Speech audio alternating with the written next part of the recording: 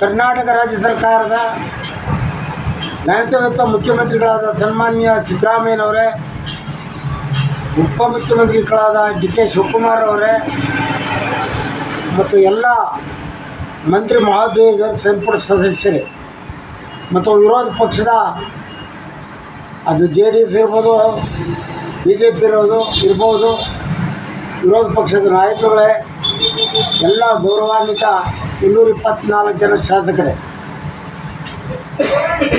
ಇವತ್ತು ಕರ್ನಾಟಕ ರಾಜ್ಯದಲ್ಲಿ ಸುಮಾರು 30 ಚಿಲ್ಲರೆ ವರ್ಷಗಳಿಂದ ಒಳ ಮೀಸಲಾತಿ ಹೋರಾಟವನ್ನು ಹಂತದಲ್ಲಿ ಮಾಡ್ಕೊಂಬರ್ತಾ ಇರ್ತಕ್ಕಂಥದ್ದು ಎಲ್ಲ ಸರ್ಕಾರದ ಚುನಾಯಿತ ಜನಪ್ರತಿನಿಧಿಗಳಿಗೆ ಮನವರಿಕೆ ಆಗಿದ್ದರೂ ಸಹ ಎಲ್ಲೋ ಒಂದು ಕಡೆ ಈ ಮೀಸಲಾತಿಯ ಸವಲತ್ತನ್ನೇ ಪಡೆದಿರ್ತಕ್ಕಂಥ ಒಂದೆರಡು ಗುಂಪುಗಳ ಮಾತನ್ನು ಕೇಳಿಕೊಂಡು ನೀವು ಇಷ್ಟೊಂದು ವಿಳಂಬ ಧೋರಣೆಯನ್ನು ಅನುಸರಿಸ್ತಾ ಇರ್ತಕ್ಕಂಥದ್ದು ಭಾಳ ದುಃಖಕರ ಸಂಗತಿ. ಯಾಕಂತ ಹೇಳಿದರೆ ಅಂಬೇಡ್ಕರ್ ಅವರು ಸಂವಿಧಾನಾತ್ಮಕವಾಗಿ ಮೀಸಲಾತಿಯನ್ನು ಕೊಟ್ಟಂಥ ಮೊದಲನೇ ಉದ್ದೇಶ ಏನು ಈ ದೇಶದಲ್ಲಿರ್ತಕ್ಕಂಥ ಶೋಷಣೆಗೆ ಒಳಪಟ್ಟಂಥವರು, ಅಂದರೆ ವಿಶೇಷವಾಗಿ ಅಸ್ಪೃಶ್ಯ ಜನಾಂಗದ ಜಾತಿಗಳು ಈ ಸಮಾಜದ ಮುಖ್ಯವಾಹಿನಿಗೆ ಶೈಕ್ಷಣಿಕವಾಗಿ, ಆರ್ಥಿಕವಾಗಿ ಮತ್ತು ಸಾಮಾಜಿಕವಾಗಿ ಸದೃಢ ಆಗೋವರೆಗೂ ಇದರ ಅವಶ್ಯಕತೆ ಇದೆ. ಅದರಿಂದ 10 ವರ್ಷಗಳ ಕಾಲಕ್ಕೆ ಮುಂದುವರಿಸಿದ್ದೇನೆ. ನಂತರ ಬಂದಂಥ ಸರ್ಕಾರಗಳು ಯಾವ ರೀತಿ ಯಾವ ನಿಟ್ಟಿನಲ್ಲಿ ಈ ಸವಲತ್ತನ್ನು ಬಳಸ್ತಾರೆ ಮತ್ತು ಆ ಜನಾಂಗಗಳಿಗೆ ಅನುಕೂಲ ಆಗ್ತದೆ, ಅದರ ಮೇಲೆ ಇದರ ತಿದ್ದುಪಡಿ ಅಥವಾ ಮತ್ತೊಂದು ಆಲೋಚನೆಯನ್ನು ಮಾಡಬೇಕು ಅಂತ ಮಹಾನ್ ನಾಯಕರಾದ ಅಂಬೇಡ್ಕರ್ ಅವರು ಹೇಳಿದರು. ಅದೇ ರೀತಿ ಕರ್ನಾಟಕ ರಾಜ್ಯ ಸರ್ಕಾರಗಳು ಈವರೆಗೆ ಅಧಿಕಾರ ಮಾಡಿರ್ತಕ್ಕಂಥ ಯಾವುದೇ ಪಕ್ಷ ಇರ್ಬೋದು, ಕೇವಲ ಅಸ್ಪೃಶ್ಯ ಜಾತಿಗೆ ವಿಶೇಷವಾಗಿ ಇವರು ಕೊಟ್ಟಂಥದ್ದು SCP, TSP ಅಂತ ಹಣವನ್ನು ಪ್ರತ್ಯೇಕವಾಗಿ ತೆಗೆದು ಬರೀ ತಟ್ಟೆ, ಲೋಟ, ಗಂಗ್ಲಾ ಚೆಂಬು ಮತ್ತು ಇತರ ಸಣ್ಣ ಪರಿಕರಗಳನ್ನು ಕೊಟ್ಟು ಸಬ್ಸಿಡಿ ರೂಪದಲ್ಲಿ ಕೆಲವೊಂದು ಸಹಾಯಧನವನ್ನು ಕೊಟ್ಟು ತೃಪ್ತಿಪಡಿಸಿದ್ದಾರೆ. ಬಿಟ್ಟರೆ ಈ ವರ್ಗಗಳಿಗೆ ಏನು ಅಸ್ಪೃಶ್ಯ ಜಾತಿಯ ಒಂದು ವರ್ಗ, ಅದು ವಲಯ ಅಂದರೆ ಬಲಗೈ ವರ್ಗ, ಹೆಚ್ಚು ಪಾಲನ್ನು ಬುದ್ಧಿವಂತಿಕೆಯಿಂದ ರಾಜಕೀಯವಾಗಿರ್ಬೋದು, ಶೈಕ್ಷಣಿಕವಾಗಿರ್ಬೋದು ಮತ್ತು ಸರ್ಕಾರಿ ಉದ್ಯೋಗಗಳಲ್ಲಿರ್ಬೋದು ಹೆಚ್ಚು ಪಾಲನ್ನು ಪಡೆದಿದೆ. ಅದಕ್ಕೆ ಆ ವರ್ಗದ ನಾಯಕರ, ಆ ವರ್ಗದ ಅಧಿಕಾರಿಗಳ ಒಂದು ಅನುಕರಣೆಯೂ ಇರ್ಬೋದು ಅಂತ ನನಗೆ ಅನಿಸ್ತದೆ. ಆದರೆ ಸುಮಾರು 29 ಜಾತಿಗಳನ್ನು, ಉಪಪಂಗಡಗಳನ್ನು ಒಳಗೊಂಡಂಥ ಮತ್ತು ಈ ದೇಶದ ಸ್ವಚ್ಛತೆಯಲ್ಲಿ ತೊಡಗಿರ್ತಕ್ಕಂಥ ಅತ್ಯಂತ ಕನಿಷ್ಠ ಮಟ್ಟದ ಕೆಲಸಗಳನ್ನು ಮಾಡ್ತಾ ಇರ್ತಕ್ಕಂಥ ಮಾದಿಗ ಸಮುದಾಯ ಹಲವಾರು ಜಿಲ್ಲೆಗಳಲ್ಲಿ, ಹಲವಾರು ರೀತಿಯ, ಹಲವಾರು ರಾಜ್ಯಗಳಲ್ಲಿ, ಹಲವಾರು ಹೆಸರುಗಳಿಂದ ಕರೆಯಲ್ಪಡುವ ಈ ಮಾದಿಗ ಜನಾಂಗಕ್ಕೆ ನಿಜವಾಗಿಯೂ ಏನು ರಿಸರ್ವೇಷನ್ ಇತ್ತು ಅದರ 5 ಭಾಗವನ್ನು ಸಹ ಪಡೀಲಿಕ್ಕಾಗಿಲ್ಲ. ಇದಕ್ಕೆ ಅನೇಕ ಧೋರಣೆಗಳು ನಮ್ಮಲ್ಲೂ ಇದೆ. ನಮ್ಮ ಹೆಸರಿನಲ್ಲಿ ಆಯ್ಕೆಯಾದಂಥ ಈ ಜನಾಂಗದ ರಾಜಕಾರಣಿಗಳು, ಅದು ಜಿಲ್ಲಾ ಪಂಚಾಯತ್, ತಾಲೂಕ್ ಪಂಚಾಯತ್, ಶಾಸಕರು, MP ಹಿಡಿದು ಮತ್ತು ಸರ್ಕಾರದ ಉನ್ನತ ಹುದ್ದೆಗಳಲ್ಲಿರ್ತಕ್ಕಂಥವ್ರು ಸಹ ಈ ಜನಾಂಗದವನ್ನು ಎಚ್ಚರಿಸ್ತಕ್ಕಂಥ ಕೆಲಸವನ್ನು ಮಾಡಿಲ್ಲ. ಅದು ಒಂದು ಹಿನ್ನಡೆಗೆ ಕಾರಣ ಅಂತ ನಾನಾದರೂ ಭಾವಿಸ್ತೇನೆ.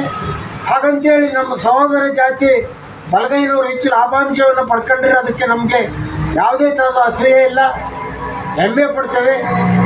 ಆ ನಾಯಕರುಗಳು ಎಡಗೈ ಜನಾಂಗದ ನಾಯಕರುಗಳಿಗೆ, ಅಧಿಕಾರಿಗಳಿಗೆ ಮನವರಿಕೆ ಮಾಡಿ ಈ ಜನಾಂಗದವರಿಗೆ ಎಚ್ಚರಿಕೆಯನ್ನು ಕೊಡಿಸ್ತೀರಾ ಅಂತ ನಾನಾದರೂ ಭಾವಿಸಿದ್ದೇನೆ. ಈಗ ಸದಾಶಿವ ಆಯೋಗ ಜಾರಿ ಮಾಡಲಿಕ್ಕೆ BJPನವರು ಪ್ರಯತ್ನ ಮಾಡಿದ್ದಾರೆ, ಕಾಂಗ್ರೆಸ್ನವರು ಪ್ರಯತ್ನ ಮಾಡಿದ್ದಾರೆ.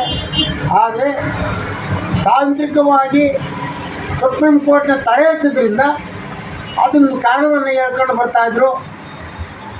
ಈಗ ಏನು ಆದೇಶವನ್ನು ಮಾಡಲಿಕ್ಕೆ ಸದಾಶಿವ ಆಯೋಗವನ್ನು ಬಿಟ್ಟು ಮತ್ತು ಏನು ಬಿ ಜೆ ಪಿ ನೇತೃತ್ವದ ಸರ್ಕಾರದಲ್ಲಿದ್ದಂಥ ಜೆ.ಸಿ. ಮಾಧುಸ್ವಾಮಿ ಅವರ ಒಂದು ಆಯೋಗದ ಶಿಫಾರಸು ಇದ್ದರೂ ಸಹ ಅಹಿಂದ ಜನಾಂಗದ ಮುಖಂಡ ಅಂತ ಹೇಳಿಸಿಕೊಳ್ತಕ್ಕಂಥ ಸಿದ್ದರಾಮಯ್ಯ 2ನೇ ಬಾರಿ ಮುಖ್ಯಮಂತ್ರಿ ಆದರೂ ಈ ಒಳ ಮೀಸಲಾತಿ ವಿಚಾರದಲ್ಲಿ ದ್ವಂದ್ವ ನಿಲುವನ್ನು ತಾಳಿದರೆ ಮೇಲ್ನೋಟಕ್ಕೆ ಕಾಣುತ್ತೆ. ಸ್ಪೃಶ್ಯ ಜಾತಿಯ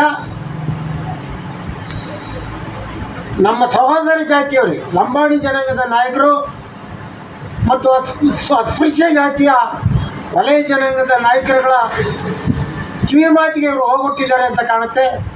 ನಾನು ಇನ್ನೊಂದು ವಿಶೇಷವಾಗಿ ಹೇಳ್ತೀನಿ, ಈ ದೇಶ ಈ ರಾಜ್ಯ ನಾನು ಅನೇಕ ರಾಜ್ಯಗಳಲ್ಲಿ ಓಡಾಡಿದ್ದೇನೆ. ಏನಾದರೂ ಸಮಾಜದ ಕಟ್ಟೆ ಕಡೆಯ ಕಸ ಹೊಡೆಯೋದ್ರಿಂದ ಮನೆ ಹಂತದ ಕೆಲಸವನ್ನು ಮಾಡಿದರೆ ಮೊದಲನೇ ಸ್ಥಾನದಲ್ಲಿ ಮಾದಿಗರಿದ್ದಾರೆ, ಇನ್ನು 2ನೇ ಸ್ಥಾನದಲ್ಲಿ ಬೋವಿ ಜನಾಂಗ ಒಡ್ರಿದ್ದಾರೆ. ಅವರು ಸಹ ಇವತ್ತು ಆ ಸವಲತ್ತುಗಳನ್ನು ಪಡೀಲಿಕ್ಕೆ ಆಗಿಲ್ಲ. ಆ ಜನಾಂಗದ ಮುಖಂಡರುಗಳು ಸಹ ಜನಾಂಗವನ್ನು ಎಚ್ಚರಿಸಿಲ್ಲ. ಸಮಾಜದ ಮುಂಚೂಣಿಗೆ ಬರೋಕ್ಕೆ ಇವೆಲ್ಲ ತೊಂದರೆಗಳಿದ್ದಾವೆ. ಸಿದ್ದರಾಮಯ್ಯನವರು ಈಗೇನು ಒಳ ಮೀಸಲಾತಿ ಹೋರಾಟವನ್ನು ಮಾಡಿಕೊಂಡು ಪಾದಯಾತ್ರೆ ಮುಖಾಂತರ ಬಂದಿರತಕ್ಕಂಥದ್ದು ಇದನ್ನು ಒಂದು ಮೊದಲನೇ ಸಲ ಅಲ್ಲ. ಏನಾದರೂ ಗಮನವನ್ನು ಹರಿಸಿ ಈ ಬಾರಿ ನೀವು ಒಳ ಮೀಸಲಾತಿಯನ್ನು ಜಾರಿಗೊಳಿಸ್ತಲೇ ಹೋದರೆ ಬರೀ ಡಾಟಾ ಹೇಳ್ತೀರಾ. ಡಾಟಾ ಸಿಕ್ಕಿದೆ, 2011 ಡಾಟಾನೂ ಇದೆ, ಸದಾಶಿವ ಆಯೋಗದ ಡಾಟಾನೂ ಇದೆ. ಅದನ್ನಿಟ್ಕೊಂಡು ನಮ್ಮ ಉನ್ನತ ಮಟ್ಟದ ಜನಾಂಗದ ಅಧಿಕಾರಿಗಳನ್ನು ಇಟ್ಕೊಂಡು ಮುಖ್ಯ ವಕೀಲರನ್ನ ಇಟ್ಕೊಂಡು ನಿವೃತ್ತ ನ್ಯಾಯಾಧೀಶರನ್ನ ಇಟ್ಕೊಂಡು ಜಾರಿಗೊಳಿಸಲಿಕ್ಕೆ ಅವಕಾಶ ಇದೆ.